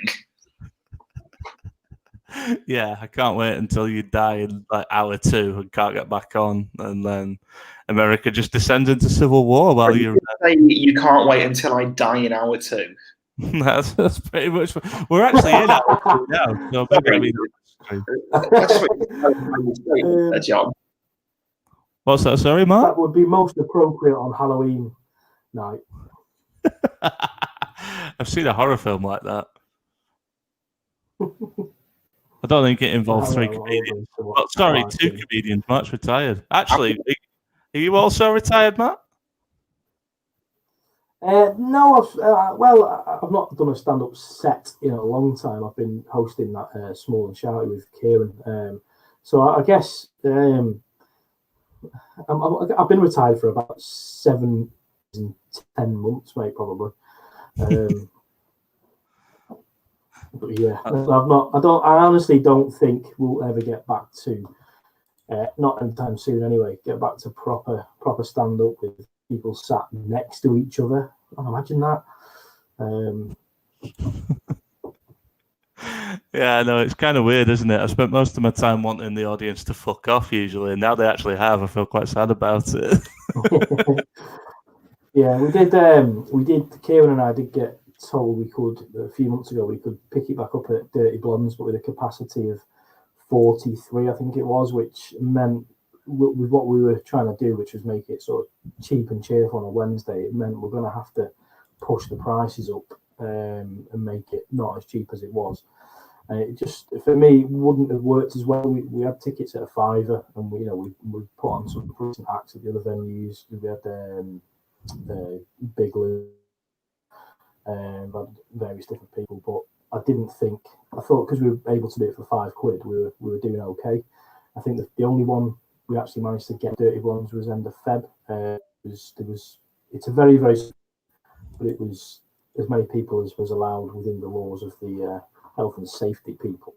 The room was full, and Big Lou actually said it's one of his favourite gigs that he'd done for a long time. Considering it was a Wednesday night and it was middle of Feb or end of Feb, it was a great gig. So I didn't want to push the price up to sort of cover the cost of the acts, knowing that we'd only have 40 odd people in there. I didn't really want to put it at £7 or £8. It starts becoming more weekend price then, and I didn't fancy doing that. So probably a sensible thing to do, really. I think that's the thing, though, isn't it? It's making shit profitable right now. I mean, it's not the most profitable industry anyway, is it? We all know that in different ways. No. Am I mistaken, Mark? Or were you trying to go full time at one point? Or was that just because you weren't working at the time? I was just unemployed. Yeah, that's fair. That's fair. I mean, that's kind of how I came to stand. You weren't unemployed. You were between jobs instead of conservative. I was retraining. Were you retraining in cyber? Yes, which is what they've called it now. Fucking hell. It's retraining cyber seems to be the new thing, which is actually my industry. And to be honest, if it's comedians, I really don't want most of them working with me. So please fucking don't. Just imagine being at work on Monday morning and suddenly you hear, "How are we doing tonight?" Fuck off, go home. Yeah. Good evening, Manchester. Fuck off. Are we well? What, all of us? Let me just move this monitor out of the way so you can see me. Fuck! I meant to do that joke when I started, and I can't remember what the line was I was going to do, but you've just beaten me to it. I did get to use "I'll just move my disability out of the way so you could see me on Facebook the other night, which I was quite pleased about. Excellent. But yeah, it's that's always good. Mark, didn't you do that at some gig me and you were at? Did you not start with "I'll just move the mic" and I just fucking roared with laughter? I think I did do it once just to take this, but I think it was a gig where a couple of us had agreed we were all going to open with it. Was it not? I think it was the Conservative Club, wasn't it? Like probably one of the last times I gig with you. I don't know if it was that one, but I do definitely remember a gig where I'd agreed with a couple of people on the lineup that we would all do that gag. Yeah, I did it fairly recently. The last gig I did at Jack Kelly's gig in Great Northern, I did it there, and I felt bad for doing it. But in fairness, I hadn't gigged in about 9 months, so I thought it was sensible just to do something to fill the time. I mean, the audience were already a bit awkward given the fact that they were all spaced apart, and also it took me about, I'm going to say about 15 minutes to get on stage. It felt like it. It was horrendous. So it's one of those things where you just like stop for time. In fairness, I was absolutely fucked because lockdown has meant that I haven't really been able to go out and do, which obviously like most people.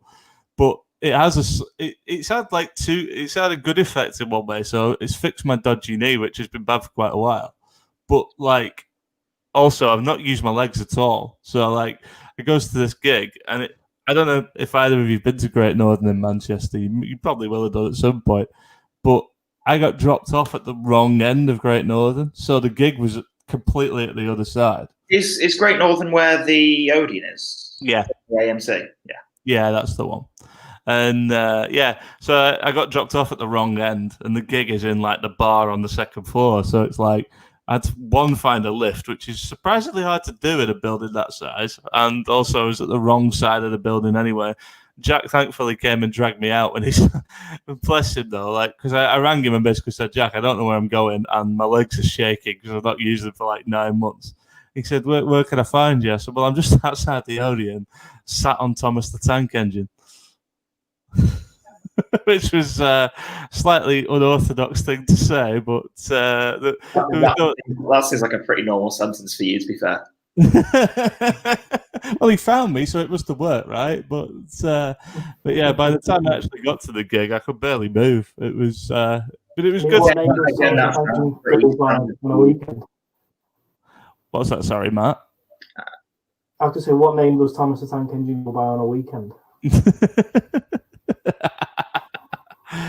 It does sound pretty normal for me, Mark. You're right to be immobile. It was just it was more painful than you. No one is watching this going, I tell you what, that John Porter's famous for, moving. I think you could have just stopped at no one is watching this, but I mean, knock yourself out. I'm sure someone is watching this. There are people watching this. I can see activity. 5 stars, jail. We've had donations as well, which is nice. Once again, if you do wish to donate to Manchester Central Foodbank, the link is scrolling along the bottom now, just under Sinead O'Connor. As I'm aware, you do not actually need to include the word fundraising in the link. You can just use justgiving.com/John Porter and friends. Change that. I didn't try that. You think an IT person would know that, but there you are. Let me just turning the link off, mate.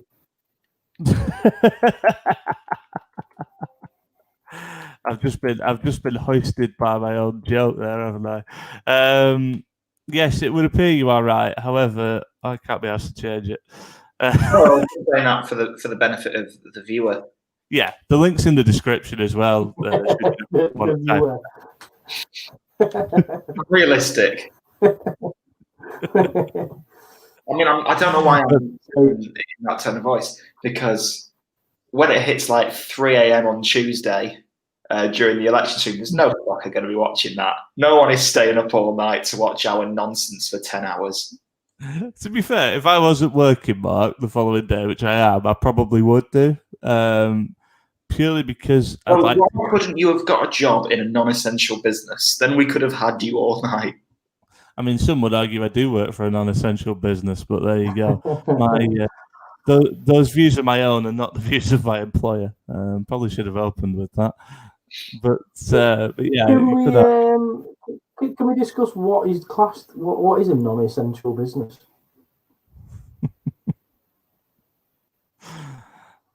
I think it's quite ambiguous, isn't it? Yeah, and a couple of weeks ago we were discussing what a culturally significant business was. So we've kind of moved on a little bit, but not really progressed. A bit like the country since the 1980s, I suppose. Because I think my issue with it as well is that there's obviously been a lot of talk about the kind of what the causes of the spread are, or stuff like that. I've not actually seen any data about how much has been spread in supermarkets, because you'd think supermarkets would be a hotbed of infection with people picking things up, putting things down. The shop I work in, the other day I saw someone walk in not wearing a mask, cough into their hand, and then immediately pick up a cup via the lid. like a thermal cup, so you'd drink it with the lid on and then put it straight back down. Because I saw that, I was able to bin it. But how much of that sort of stuff is going on in supermarkets that's contributing to the spread that's not getting linked back to supermarkets, because it's impossible to? Yeah, as I said before, there seems to be a lot of people getting involved in these things and causing problems that... I mean, you'd be pretty fucked off if you found out you'd caught coronavirus from your grapes, wouldn't you? Yeah, I probably would, to be fair. I buy a lot of grapes, so you've actually got me worried now. Maybe I should start lashing them out of the window just to be on the safe side. Just dip them in bleach before you eat them.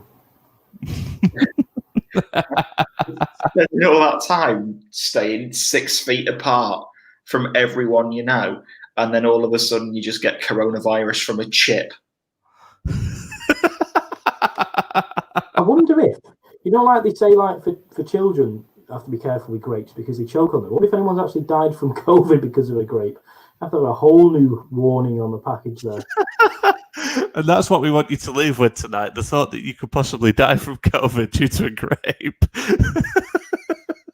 Yeah, and if you're not going to get COVID from it, you might choke on it if you're 12 years old. It's the grapes, mate. The grapes are killing us. Well, I didn't expect to hear that tonight. There you go. The only way that this could get weirder now is if somebody comes up with a way to solve gun and knife crime. That's the big plot twist, is that COVID didn't actually come from a bat. It came from the packaging around the bat. Because it wasn't recyclable. Well, I don't know. We're going to solve coronavirus, Glasgow. Oh, wait. I'm not Paddy McGuinness. Thankfully. Jesus Christ. We almost got Bolton's answer. Well, Bolton's answer. He's from Bolton, but Bolton's answer to Paddy McGuinness. We should have had Neil Elston on tonight, but unfortunately, he contracted COVID. Yes, apparently he's been eating a lot of grapes. I don't know if the two things are related. I do feel quite because Neil got COVID, but there we are. Yeah, Neil is a great guy as well. He's not on. He's really good. Yeah, he might be my favourite person to work with, other than you guys, obviously, because I invited all three of you. But yeah, Neil's a genuinely legendary guy. Can you do us a favour, please? And can you survive because it's going to look really bad if the last public statement I've ever said about you before you die is the stupid cunt got COVID. I know Neil will appreciate that one a great deal. I shall let him know if he isn't watching, which I doubt he is because he's quite ill. I will. Don't say that because it makes the situation more on the line. Oh dear. Jesus, Grimshaw's cancelling himself. He doesn't even need anyone to do it. I told you I was going to end the stream by saying something hideously offensive that will get me cancelled. I was thinking of finishing at 9:30, and that was literally what you said as the clock struck 9:30. But we can't do it. We have to go at least another 5. My work here is done. Nice. There, remaking the Black Mirror episode "Hated in the Nation" by himself. Fucking hell! Please do not tweet #KillMark. I'm going to do that, Mark. I'm going to tell you one little story. At the end of the stream, suddenly seeing robotic bees appear at that window. Yeah, go ahead, Matt. What have you got? Yeah, no, it's one little story. It was something I've been doing during, well, not particularly during lockdown. I've taken to reviewing takeaway food. Various different local Facebook groups for takeaway reviews. There's one in Blackpool that has about 20,000 members. But I've taken to jumping on the Preston takeout review, about 30,000 members. And it's just me being me, really, in how I describe certain foods. And they've been getting a lot of attention in the last few weeks. And I've had a few messages from various different takeaway owners asking me to review their food. I think I've had 3, maybe 4 free meals now from various different takeaways in sort of the Preston area, and which is all good. I'm all for free food, obviously. I've got to eat in that. But I did get a very weird message recently off. I'll not give you his name, but someone I don't know came up with a message request on Facebook. That says, "Morning, Matthew. Loving your reviews." I'm reading it now. He's literally the word. "Morning, Matthew. Loving your reviews. And I called at Shapler after last week's review. Very nice find. Thanks. I would presume you'd be able to review almost anything. I have an adult store and would love this style of review to promote the store on social media. If you think this is something you could do, anonymously if you like, I can either pay you, donate to Preston Foodbank, or pay you in props."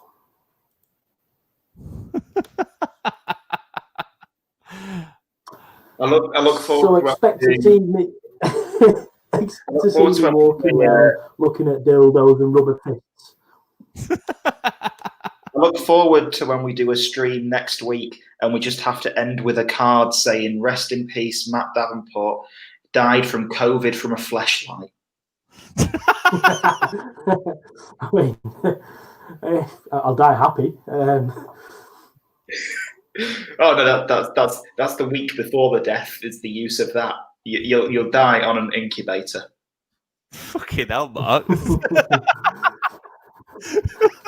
it's good to end on a positive note. Well, we can't end like this. We can't end like this. No matter how many JP you've not wished was dead yet. And like this, the more I'm going to make sure we do. I'll take that as a challenge. That is my challenge now: is to end on as horrific. I mean, I don't know where to take things after that. In all honesty, it's quite difficult to move on from there. But don't forget to donate, guys. Yeah, don't forget to donate if you'd like to kill Mark Grimshaw. Please donate. I was going to say either donate to the fund, or if you're interested in some adult toys, and a really, really good store in the Northwest. I thought you were going to offer to send some used ones then. I'm sending them back. The one thing you didn't tell us, Matt, is whether you're actually going to do it or not. I'll let that be a mystery. Well, it won't be a mystery when you die from COVID, apparently, according to Mark. I am going to do it. I am going to do it because I think it's going to be hilarious. It's not the kind of shop that I frequent at all. did stumble in one in Prague in 2006 with a couple of mates when I was on a stag do, and it was hilarious. I say stumble in one, we knew what it was, and we went in for a little wander around, and it was piss funny. But I am going to go. I am going to review it. I've had a few people offer to come with me. I'm not sure how I feel about that. Yeah. I'm just trying to work out why they thought that you were the right person to contact. Like, they looked at you and thought, he reviews food. He reviews food. I bet he also does butt plugs. I've got a massive arsehole, I don't get where the link came from then. I think it's things going in my mouth. That's the only one I can think of. Look, if it's things going in your mouth, I've got bad news for you about where butt plugs go, because it's not the mouth. I will follow the instructions, Mark. It's not something I've ever used before, but it's good to see. Very, very familiar with them. We've just, I've taken all the contextual clues from the name. There's just a comment saying, "Hey, John," and they've come in at a very weird moment. Yeah, I was just about to point that out. Somebody's just joined, which is probably not ideal. I built my audience. Like and subscribe, guys. Like and subscribe if you want to hear more about butt plugs from people that I invite onto my live stream. I've got one guy trying to kill everyone with COVID and one guy talking about butt plugs. This is. Hang on. Who's trying to kill everyone with COVID? Boris Johnson. I do not see Boris Johnson on this stream. Can't imagine. We need to get a Southern comedian on next time, if we know any, just for the equilibrium, really. No, we don't. We don't need to get a Southern comedian. I don't know what I'm thinking. Yeah, they've got all the BBC jobs. They don't need YouTube as well. Fuck them. What Radio 4? Well, I suppose the problem there is I try not to know any comedians. That's the first hurdle to clear, and then we've got to try and find the Southern one on top of that. It's not going to be very easy to do, to be honest. Hello, Brent. Welcome to the comment section. Just to ask Brent, do you think Brent is on there? So you have to repeat that one, Mark. Even I didn't get that. Oh, I was just saying hello to Brent in the comments. Just let us know. Do you think you can catch COVID from grapes at the supermarket? Just he's American, so it'll be the store, not the supermarket. But yeah. Fine. Do you think you can catch COVID from your fries at Walmart? What the fuck? Why would you buy fries from Walmart? To cook at home, you dickhead. You buy chips from Asda, don't you arsehole? I actually don't buy anything from Asda. You got my point? No. Other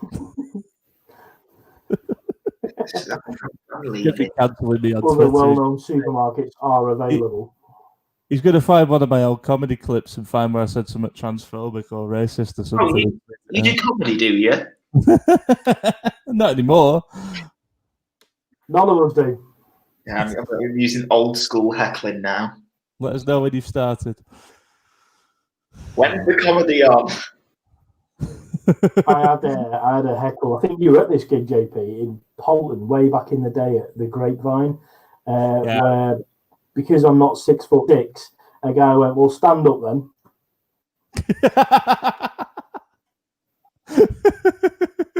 Yeah, to be fair, people are saying that to John all the time. Oh yeah, well, yeah, that's true. Actually. Yeah. I think, were you not first time as well, John? That's pretty yeah, cool. I was. Yeah, I was. One of the first times I did. It was one of the first times I did a 20, I think. And yeah, I was opening. Yeah. Good answer from Brent, by the way. I think you can put this on screen, John. Yeah, I'm just about to. There we go. You can get all kinds of stuff from your fries at Walmart. So COVID is the least of my worries there. That's a good answer. I like that. That's a good answer. I like that. Yeah. Well done. Well done, Brent. We like that one. I don't know why I picked Walmart. It is a proper shithole. Yeah, I know, but there's like 15,000 million of them, isn't there? Yeah, I was just trying to think of American supermarkets, and it was basically that or Target. That's all I could think of. There's Trader Joe's as well. Yeah, I mean, I could have gone Walgreens because they do. Yeah, there's like 1 million Walgreens in San Francisco. You like? Yeah, I could have ventured. I could have gone Best Buy. You could have gone Dick's Sporting Goods, but it probably wouldn't have worked. But yeah, they don't really sell fries. Hey, listen, they might do everything. All I know is they probably do. Yeah, they probably do. Yeah.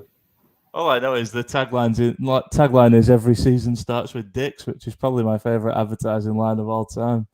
But it feels like every gig starts with Dick's should also be one. And middles with Dick's and ends with Dick's. Welcome to Redacted Comedy Club. Redacted Comedy Club would actually be an excellent name for a comedy club. Just one Most comedians are dicks, aren't they? Most comedians are dicks. There's no two ways about it. I mean, I agree with you. I just wasn't expecting you to say it on a live stream.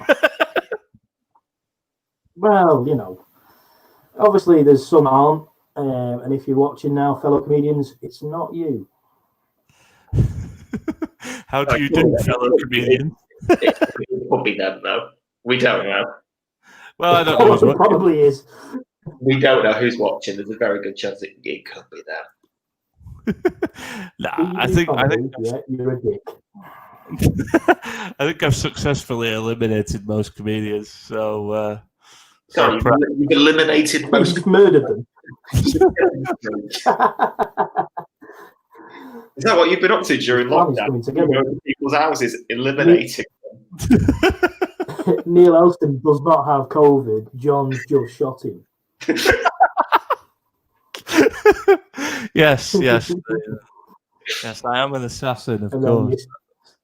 And then you stole his phone, sent us a message from his Facebook account. It's all coming together now, JP. I tell you what, it's always the ones you least expect, isn't it? I fully expect it to be John, though. I would never kill Neil. He's a wonderful human being. Well, no, you clearly we're not to murder all the people. We're saying you shot him. We're not saying he died. Oh, no. You shot him with a bullet laced with COVID. No, not me. I mean, he picked up his bullets from Walmart, and they already had COVID on them. You probably can't buy bullets at Walmart. Rubbed them on the grapes on the way out. Yeah, I got grapes just in case the bullets didn't work. You know, it was just a nice backup plan. Yeah. You just start lobbing grapes at Neil, which is ironic because they give you grapes when you're not well, don't they? Well, that's good. Is this the one with COVID? Isn't this the one with COVID? That's going to be my next one-man show. Russian roulette with grapes. Great for Neil Elston. Yeah. What happened is he just gathered 6 comedians in a room, threw grapes at them one by one, and whichever the COVID grape landed on lost. The thing is, you wouldn't know straight away, though. You need a way to know on the night, wouldn't you? No, that's the fun of the game, is you don't find out till 2 weeks after whether you've won or lost. If I'm throwing, I can't believe I'm about to say this sentence. If I'm throwing COVID grapes at people. Sorry, I should clarify, you weren't in a room with 6 comedians, you were in a room with 5, because 6 were breaking the law. Yeah. But hang on, if I'm throwing COVID grapes at people, I can't believe I said that sentence twice, let alone once. Am I not also going to get it? Because I have to handle the potentially COVID-infected grape to throw it at someone. I mean, if you've made the decision to not wear gloves, you're a fucking idiot. Okay, well, selection. Like, frankly, if you've not put gloves on, you deserve to get it yourself. In this game of COVID Russian roulette with grapes.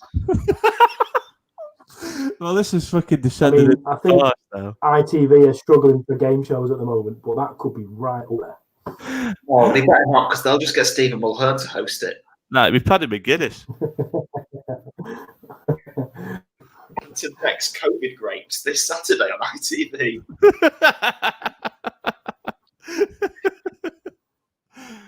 Oh yeah, there's only Steve Mulhern, Paddy McGuinness, Vernon Kay, or Warwick Davis that would No, get. not Brennan Kay's been gone for years. He's not done anything for like 3 years. So he's cancelled now, isn't he? Yeah, I forgot about that. No, I don't think he's cancelled. I thought that was why he disappeared, because he was in the papers for can't remember what he was in for now. I'm not going to speculate live because the one viewer could be his lawyer, so I'm not going to run that risk. I think if it was to be ITV, you could not beat something along the lines of no grapey, no COVID. I mean, let's be honest. If anyone's making COVID grapes, it's Channel 4. That is such a Channel 4. Yeah, but they'll be cool about it. Channel 4 will be cool about it. Channel 5 will do it in about 15 years, and then Dave will do it after that. I saw a post the other day. I don't know. I must have missed this one, but apparently there was some sort of writing competition that a bunch of comedians entered, and one guy was saying how his show didn't get on. Now, I don't know how it didn't, because he's based it on his Edinburgh show, which was excellent. But one guy, bless him, I think he was trying to be supportive, but in the comments he said, "Have you considered offering it to Dave?" And I was a bit like, I don't know, but if I had a show that I thought was good, I'd probably rather die than give it Dave. No, I'd love to give a show to Dave. Not being funny, but they've been the most consistent comedy producers for the last few years. They've got stuff like, obviously, Taskmaster was theirs, which is now absolutely smashing out Channel 4. Hypothetical, James Acaster's panel show. They've had John Richardson's panel show and his sitcom Meet the Richardsons. Like, Dave have actually been smashing it out. They seem to commission a lot of stuff. They do seem to commission a lot, more than... Dave Gorman's Modern Life is Goodish. And, yeah, I forgot that started on Dave, actually. Dave have actually been smashing it, whereas the BBC have just been showing repeats of Mrs. Brown's Boys. Well, yeah. And asking their staff not to tweet about anything controversial like human rights. Yeah, like the idea of people being able to live how they want. Yeah, well, fuck that shit. That's not allowed. Fucking God. You want to work for the BBC and have opinions? Who the fuck do you think you are? No, it's all right. You can go to Radio 1. But I do love the fact that the BBC have actually put out specific instructions to their staff saying no virtue signalling, when in 2 weeks every single member of BBC staff will be tweeting about children in need whilst wearing a poppy. Well, there you go. That's the thing, isn't it? By the way, I did enjoy our wonderful leader of the opposition somehow managing to avoid the fact that there's a pandemic going on, amongst other things, to tweet his support for a clap for heroes on the 2nd of I think it was the 2nd of November. It may have been after that, for the whole Remembrance Sunday thing. It's like, I don't disagree with that, but surely there's better things. No, I do disagree. They're not going to hear it. Fucking hell, Mark. What's the point of the applause if there's no one there to accept it? I'm still not ending this stream. It doesn't matter what you say. I'm just going to keep going until I decide to end it with something I've said, as opposed to something offensive you've said. Or at least until those fucking bees show up and finish you off. I mean, to be fair, it's a valid point, though, wasn't it? Jesus Christ. I didn't realise I'd invited... no, I'm not going to say that. that would have been me saying something. I've got to be honest, I didn't think it was that edgy to say that people that died in World War II would not hear an applause, but there we are. I don't think people would have taken it in the spirit you intended, Mark. You should be familiar with this. You use Twitter a lot. I do. I'm using it right now to try and find that tweet from Keir Starmer. I can't remember... It may have actually been on the Labour Party account. I did see it, though, that he was back in the instead of a clap for carers, I think it was referred to as a clap for heroes. I may have the wrong terminology. I don't disagree with the idea, but Keir Starmer seems excuse me, Keir Starmer. I've got COVID now. Must have had a grape thrown at me. Should have put your gloves on. I know. Yeah. Well, there you go. I don't disagree with anything in particular that's come out recently, but it's just a bit like, surely the fact that the country's going to shit should be more of your focus. But hey, who am I to judge? No, I'm not a politician, thankfully. I don't think I'd last 5 minutes, to be honest. I think my Twitter account would probably get me deselected faster than yours, Mark. Yeah, I don't think mine would get me deselected. I don't think you'd get selected, to be fair. I'd have to get selected in the first place for that to happen. You could run up in Blackpool. They could do with a candidate. Do you know what? I am actually really tempted. You can run as an independent, can't you? But I think it costs quite a bit to do. I genuinely am really tempted. All week you just see the Tories going, "Oh, so I chose to starve kids. Please don't write graffiti saying that I eat big dinners." And they've just been kicking off about abuse and stuff. And it's like, I can handle that. I'll do the job. I can handle a bit of Twitter abuse.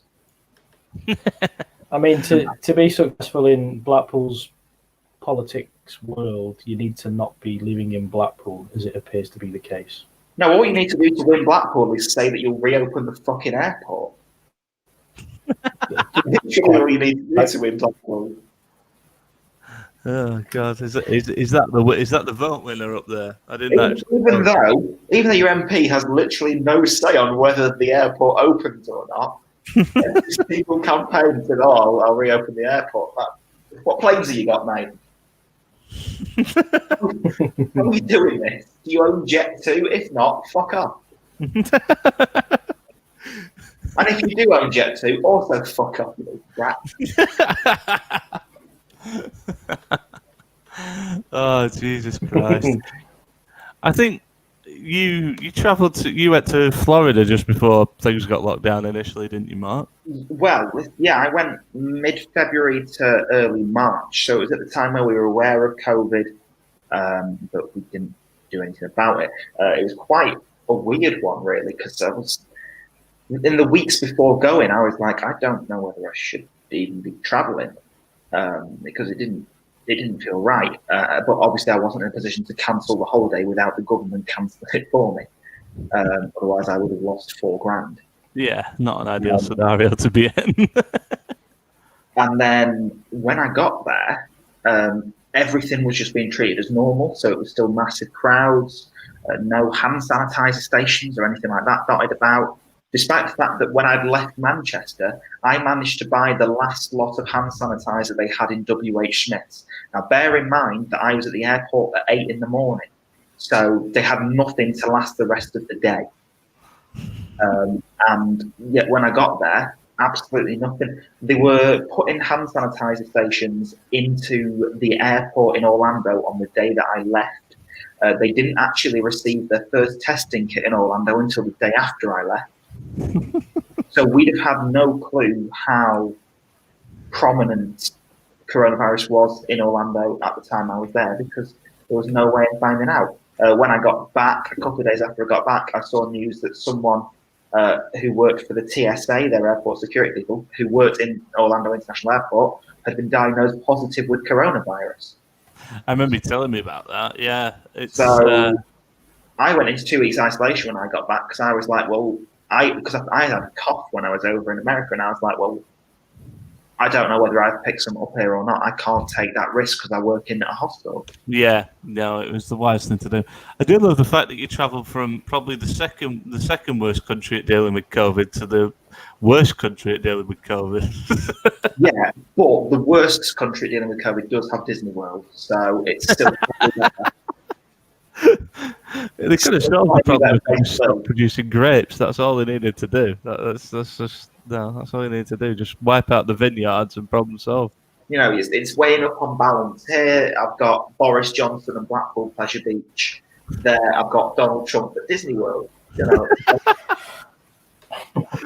Okay, now what a choice that is. You know, that's quite a decision you have to make there.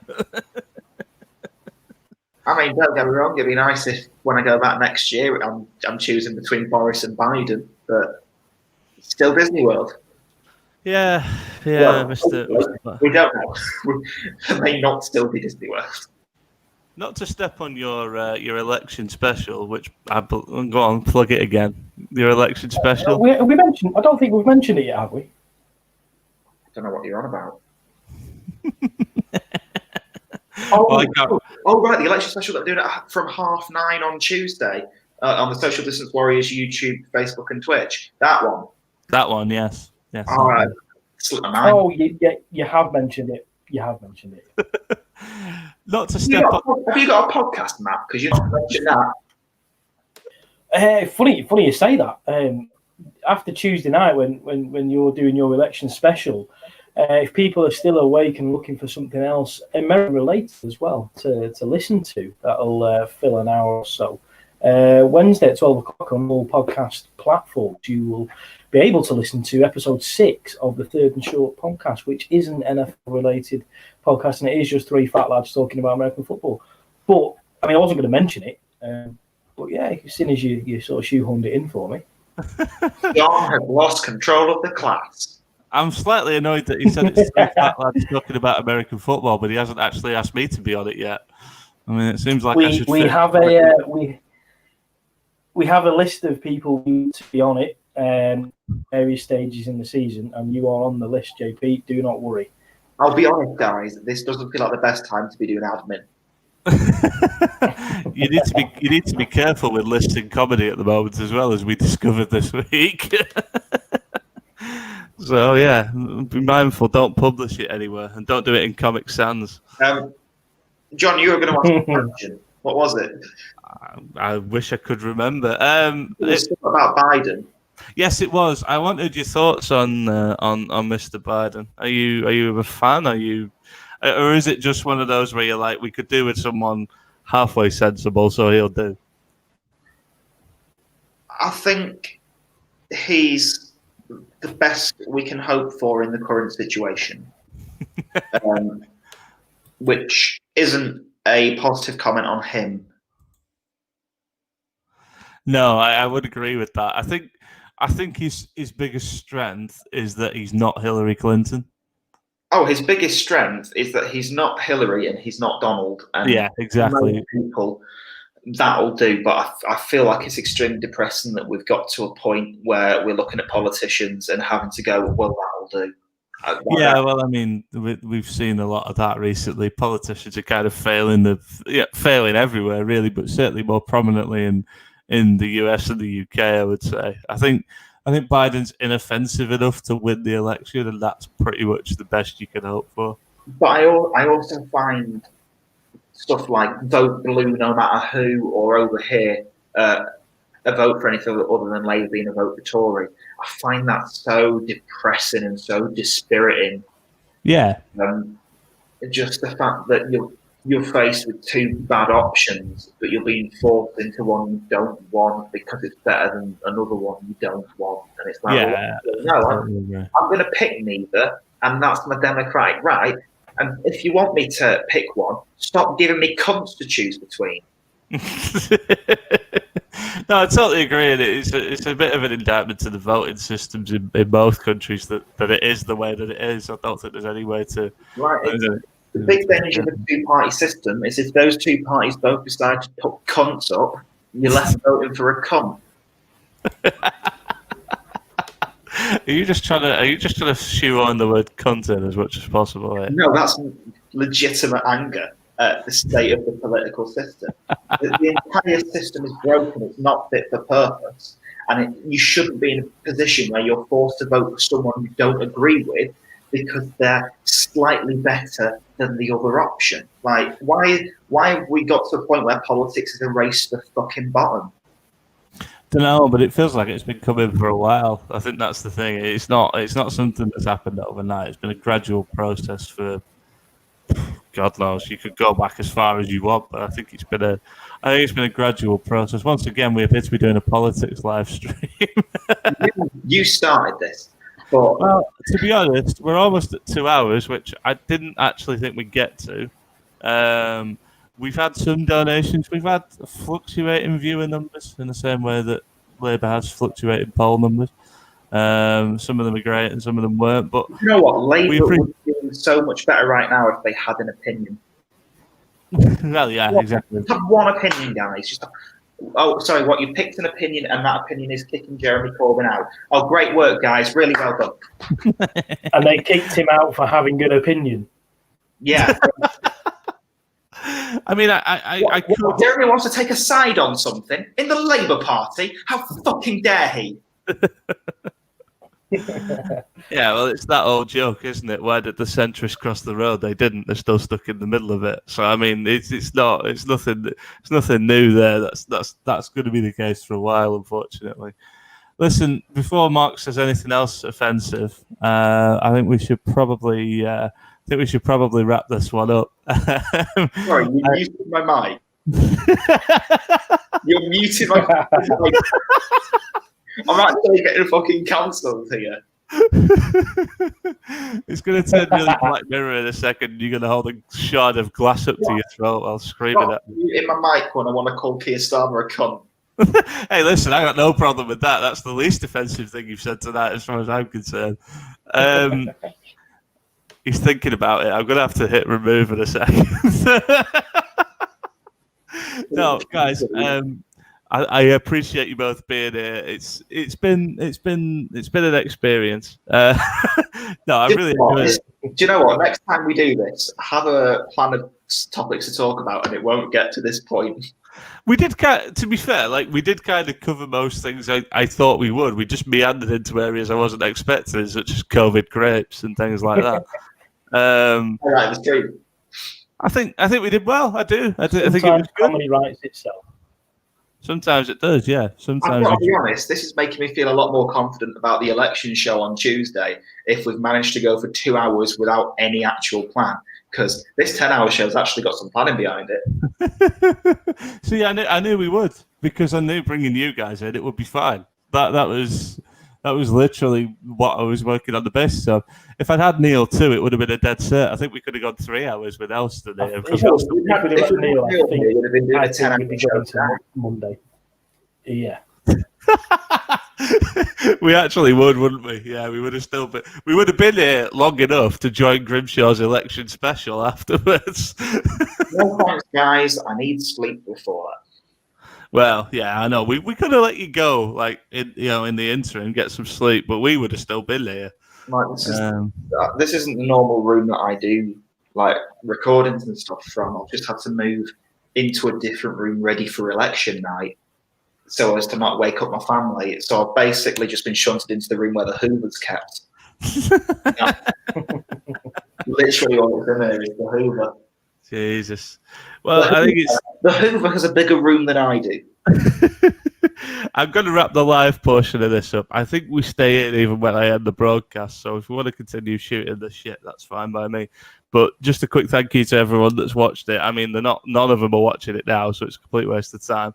But nonetheless, I think we did a pretty good job there. So thanks for being here, guys, and please donate. The link is going across the bottom. Mark is trying manfully to keep it. Yeah, I'm away the cameras.